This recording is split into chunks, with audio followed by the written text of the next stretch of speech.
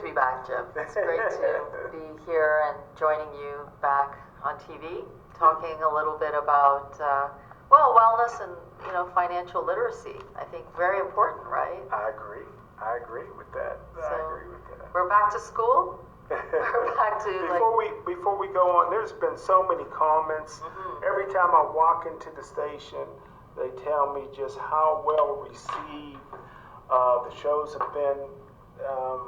Since you came on, the guest has been second to none, and I tell you what, I would not be surprised if you win some kind of award for you've won awards. I'm just here. I'm just co-hosting, coming along for the wonderful journey. But did I tell you I'm up for an Emmy? No. I'm up for an Emmy. I'll announce it. We did a show on WQED for USS Cunningham. Yes. Who is a boxer, professional boxer, but to make a long story short, his daughter in Philadelphia was told that there's nothing they could do for her. She needed a heart transplant, but the condition that she had during the operation, she would die. Yes. During the operation. So they told her parents this to make her feel comfortable, nothing they could do. And so they came to Pittsburgh, and Children's Hospital says, yeah, we can do it. And that was about 6 or 7 years ago. She's healthy now. They moved to God's country, Monroeville. I heard about that story, and I'm so happy to hear that. I'm up for an Emmy. I can't. I believe it. I can't wait to get another free meal. That's awesome, though. Another rubber chicken meal. No, there's nothing more wonderful than to see someone as gifted as you to be recognized for your work. And you have such a kind heart and genuine spirit, which is something that I really admire. You never change. No matter what happens, you always have a heart that's always open and kind and generous. So I appreciate that, and it's wonderful. From last year, we started doing Pittsburgh Community TV, so it's been really wonderful, and I'm grateful for that opportunity. I am, and it's been fun. So a lot of stuff going on with Pittsburgh, as well as some of the people that we brought on air, some of the nonprofits, and I think one of the key parts for young athletes, I really am excited that investing in our youth. We had Giovanni from Special Olympics, Pennsylvania. Yes. We love you, Giovanni. You're incredible, and you're now a coach, so both Jim and I are very happy. We've had some wonderful people also from our Pittsburgh and Boston radio shows with the Mohsin program. Lumine, who's Special Olympics in Boston, she did very well in the Special Olympics Summer Games in Boston, Massachusetts. So we're very proud of her. And her name is Lumine Butt Lightning, because she's super fast. So we love you for that journey and being a part of that journey, as well as Morgan. Morgan is a Paralympian. She's a wonderful athlete with this beautiful journey. And we were really privileged, Kevin Stevens and I, we co-host a TV show in Boston, hitting 12 stations, and she has a great story. I know you did a lot with Kevin Stevens. Yes. I didn't know you guys.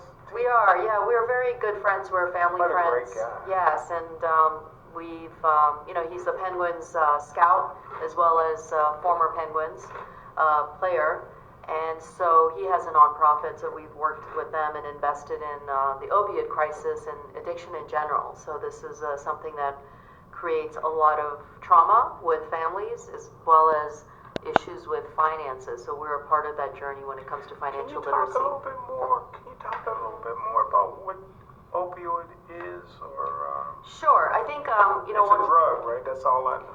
Well, in general, addiction is really a disease. So what's happening really in our communities is there's a crisis with addiction based on the fact that pills, whether you're being in a situation where you have pain or pain management, sometimes you are now getting addicted to these pills, and so that also has created a crisis where there is access to these pills for even children who may be living with parents and may be able to use those pills without parents being aware of it, as well as the laws with even the dealers, drug dealers who may not be doing jail time and being able to basically cut deals and walk away from after dealing drugs and creating a situation which has become a crisis for many people who have lost their children to drugs, as well as had many other overdose issues.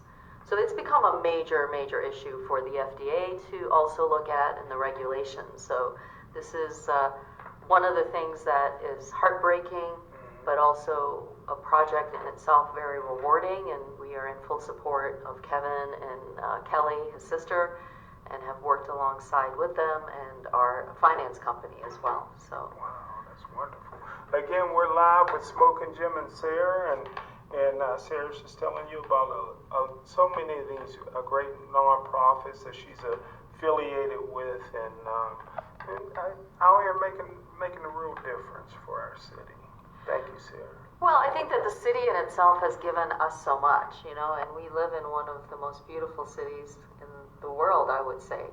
And one of the key parts of what I've noticed, which is this keen interest in learning and education and philanthropy, which is a large part of our Pittsburgh community.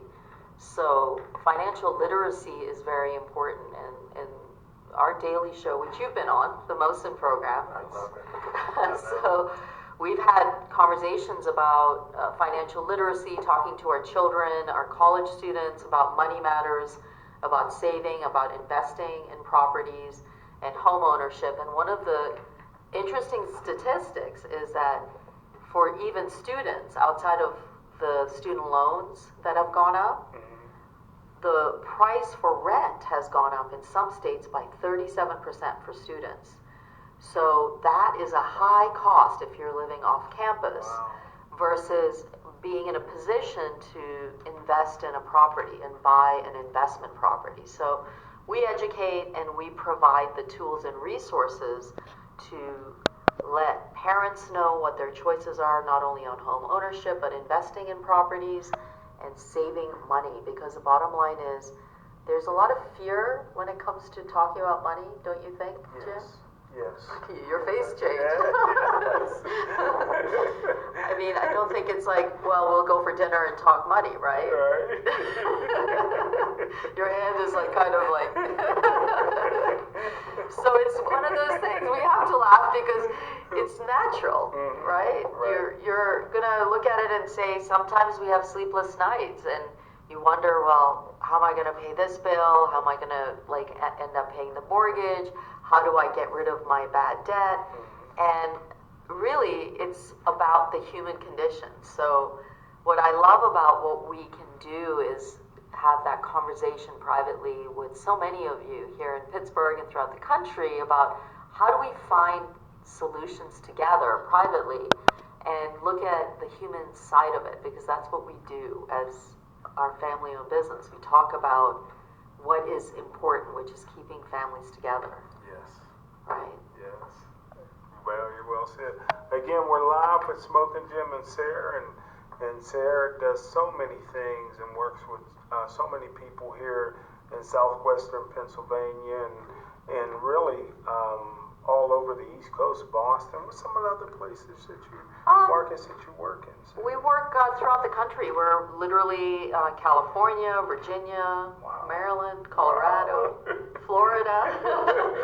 And we deal with really more the human side of where we have a lot of trauma when it comes to money, and the emotions that are tied into it are usually very negative, because there are so many people who have relationships that don't need to break down because of the fact that if they can actually communicate and find solutions on using the right tools to save money, to invest properly, that's what we do. And that's a large part of what gives us a great deal of joy, because we have generations with families who come to us and talk to us about how we have been able to help with increasing your credit score for free.